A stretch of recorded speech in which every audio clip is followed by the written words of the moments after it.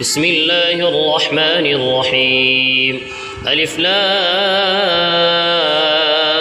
ميم.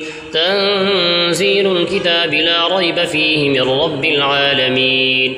أم يقولون افتراه بل هو الحق من ربك لتنذر قوما ما أتاهم من نذير من قبلك لعلهم يهتدون.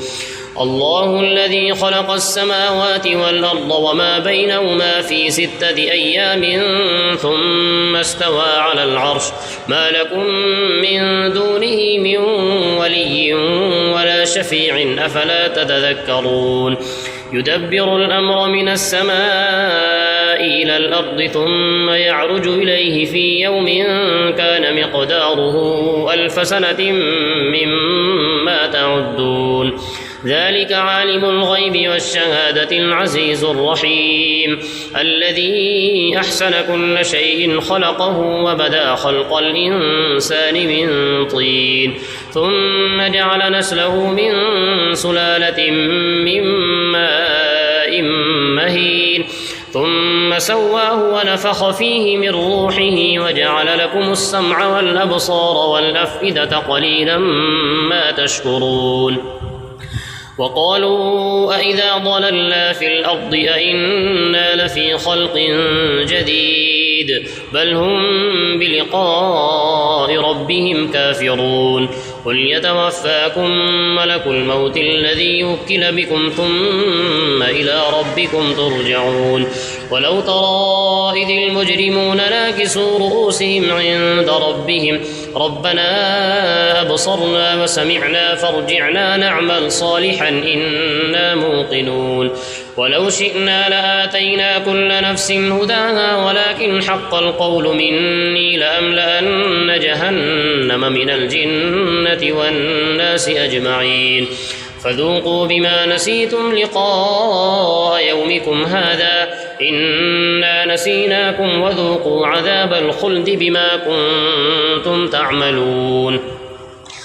إنما يؤمن بآياتنا الذين إذا ذكروا بها خروا سجدا وسبحوا بحمد ربهم وهم لا يستكبرون.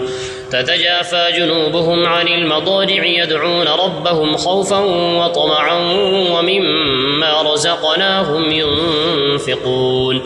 فلا تعلم نفس ما أخفي لهم من قرة أعين جزاء بما كانوا يعملون. أفمن كان مؤمنا كمن كان فاسقا لا يستوون.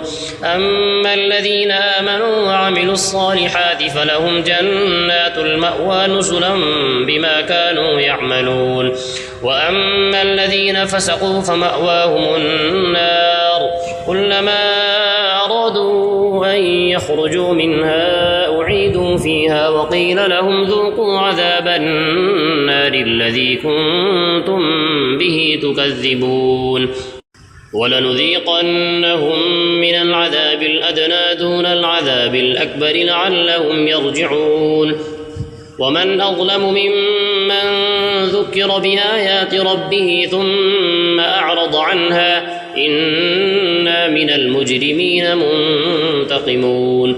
ولقد آتينا موسى الكتاب فلا تكن في مرية من لقائه وجعلناه هدى لبني إسرائيل وجعلنا منهم أئمة يهدون بأمرنا لما صبروا وكانوا بآياتنا يوقنون. إن ربك هو يفصل بينهم يوم القيامة فيما كانوا فيه يختلفون. أولم يهد لهم كم أهلكنا من قبلهم من القرون يمشون في مساكنهم إن في ذلك لآيات أفلا يسمعون.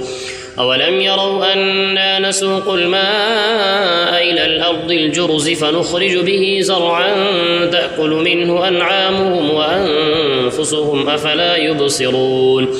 ويقولون متى هذا الفتح إن كنتم صادقين قل يوم الفتح لا ينفع الذين كفروا إيمانهم ولا هم ينظرون فأعرض عنهم وانتظر إنهم منتظرون.